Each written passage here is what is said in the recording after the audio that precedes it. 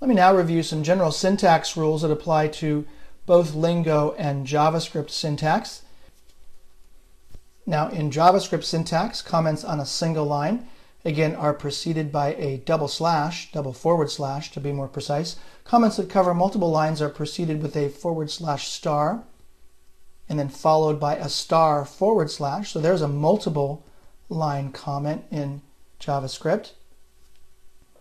You can place a comment on its own line or after any statement. So you'll see that in most of the behavior scripts that are included with Director, you'll see examples of both. Here's an example of a multiple line comment, but there are also comments placed after a particular line. All you would do is go to that line and type a double hyphen, and then this is a comment. Notice that it's in red automatically. Director knows what this double hyphen means. Let's now shift our attention to parentheses. Parentheses are required after all method and function names. For example, when calling the sound object's beep method, you must include the parentheses after the word beep. So you're going to get a script that looks like this. There's the parentheses after the method. If we go back and look at the behavior here, you'll see quite a number of open and close parentheses. Oftentimes they have arguments or parameters in there. In JavaScript, here is an example of a method that's formatted correctly. Notice that _sound.beep, and then I have my open and close parentheses after that method.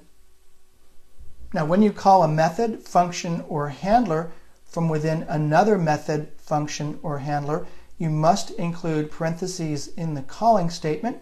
In the following example, the modify sprite method contains a call to a sprite clicked handler. The call to the sprite clicked handler must include parentheses, otherwise a script error occurs. So here I have my function, modify sprite, and then within that I have my sprite clicked line there. So notice that here when I'm calling the function sprite clicked, I have the open and close parentheses.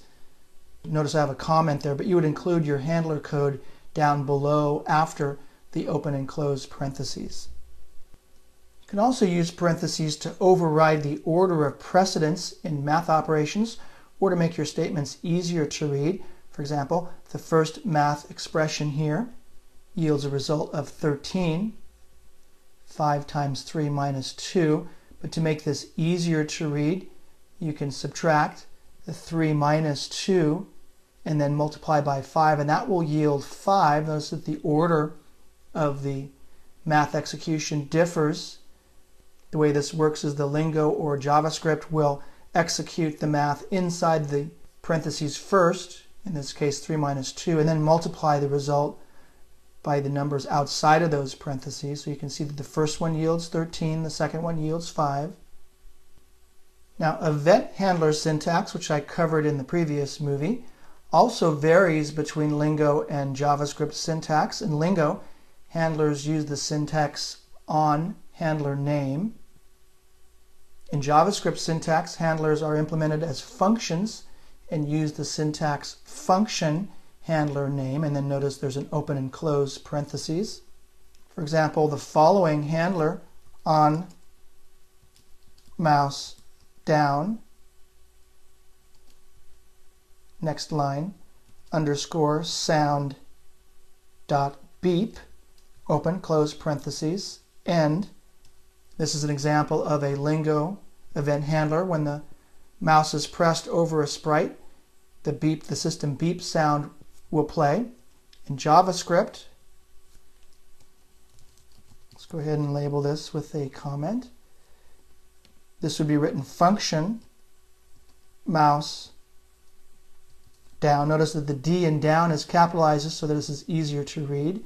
Open, close, parenth, open curly brace, underscore sound dot beep, open, close, parenth, semicolon, and then close out the curly brace, like so. Let's bring this up like so.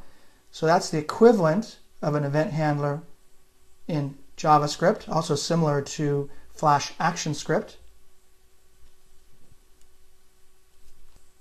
Let me now move on to the next movie and continue my review of important scripting syntax rules that you'll need to learn and use when scripting in Director, including line continuation symbols, semicolons, character spacing, and much, much more.